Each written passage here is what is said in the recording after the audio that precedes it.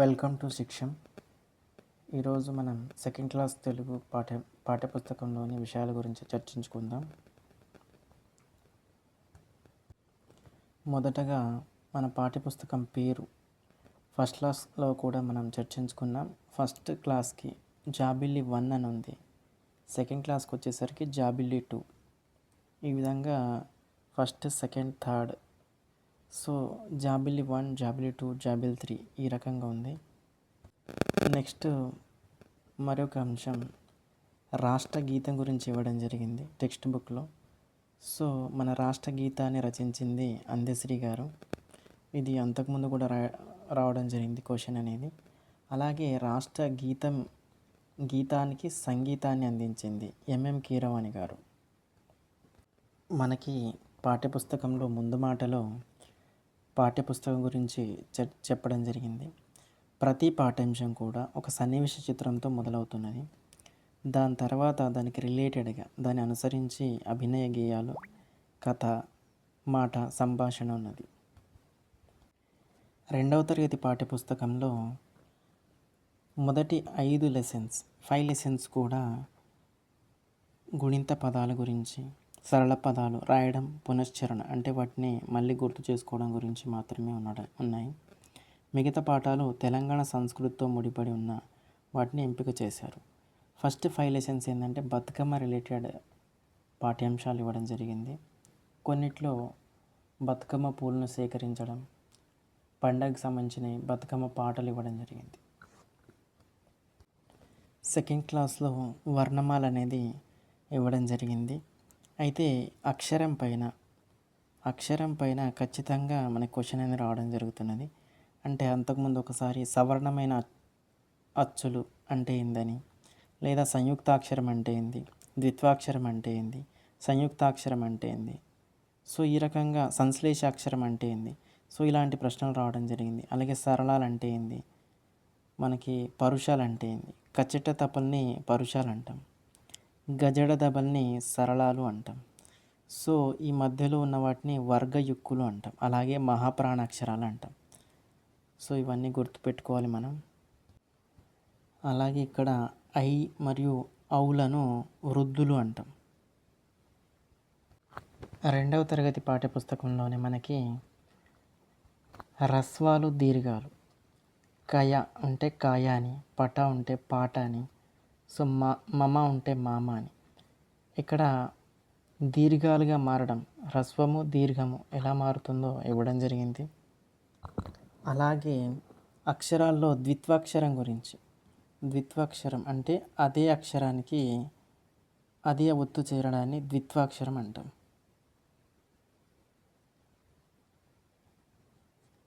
So ఇక్కడ ద్విత్వాక్షరం అని ఇవ్వలేదు, కానీ అలాంటి ఉదాహరణలు ఇవ్వడం జరిగింది. చెట్టు అన్నప్పుడు టూకి టా ఒత్తు ఉంటుంది. అలాగే పుట్ట అంటే టా ఒత్తు ఉంటుంది. సో టాకి టా ఒత్తు ఉంటే దీన్ని ద్విత్వాక్షరం అంటాం. ఒక అక్షరానికి అదే ఒత్తున్నట్లయితే దాన్ని ద్విత్వాక్షరం అంటాం. అలాగే 2వ తరగతిలో మనకి ఇంకా ప్రాస పదాలు ఇవ్వడం జరిగింది.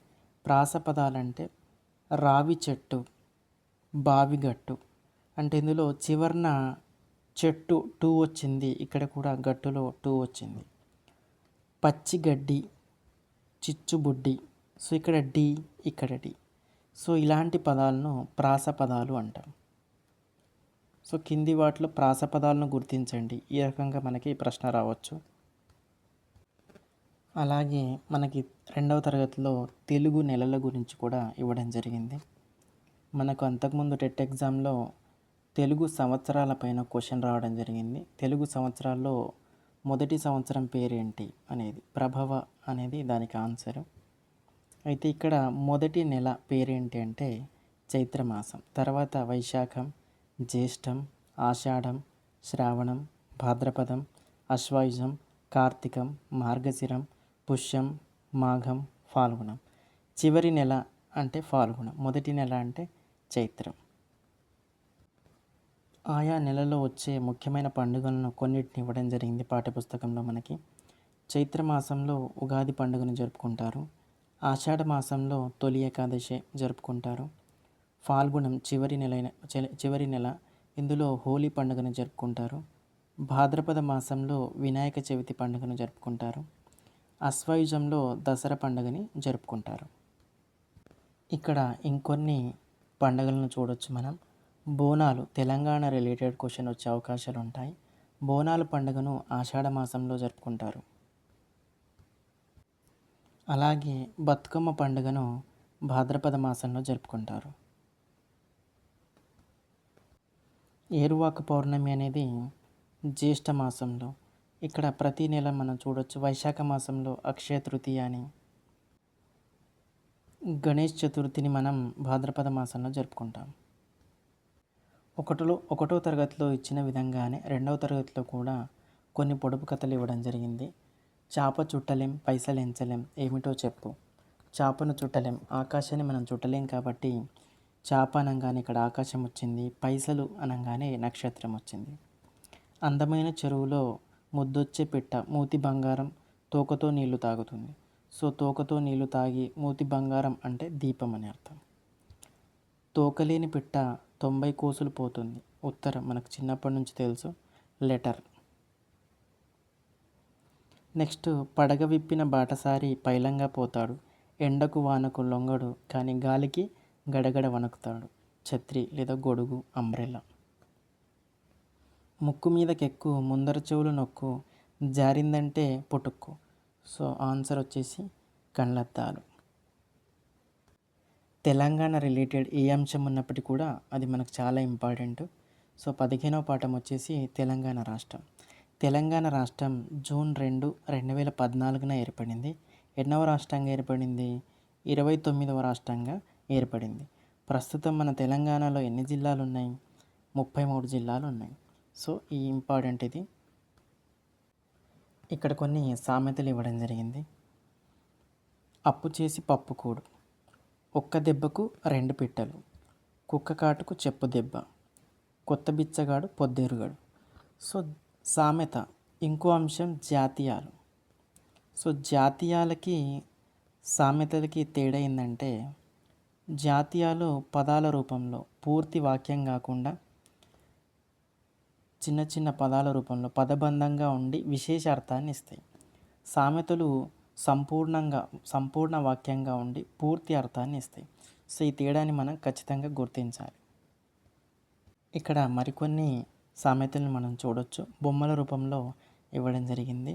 కుక్క కాటికి చెప్పు దెబ్బ, కొనేది వంకాయ కుసిరేది గుమ్మడికాయ, గోరంత దీపం కొండంత వెలుగు, ఎంత చెట్టుకి అంత గాలి, దొంగకి తేలు కొట్టినట్టు. సో ఇవన్నీ సంపూర్ణ అర్థాన్ని ఇస్తున్నాయి కాబట్టి వీటిని సామెతలు అంటాం. చివరి పాఠం శ్రీకృష్ణ శతకం. సో పక్కన ప్రతి పాఠానికి క్యూఆర్ అనేది ఇవ్వడం జరిగింది. ఇందులో క్యూఆర్ అంటే క్విక్ రెస్పాన్స్ అని అర్థం. శ్రీకృష్ణ శతకం అనేది ఇవ్వడం జరిగింది. చివరి పాఠం. శ్రీకృష్ణ శతకకర్త శ్రీ నృసింహ కవి. ఈయన 18వ శతాబ్దానికి చెందినటువంటి కవి. చివర్లో కొన్ని అర్థాలు ఇవ్వడం జరిగింది. అందులో మొదటిది అంబువు. అంబువు అంటే నీరు. అదేవిధంగా అంబుది అంటే నీటిని ధరించినది సముద్రం. అంబు, అంబుది ఈ తేడాను గమనించాలి.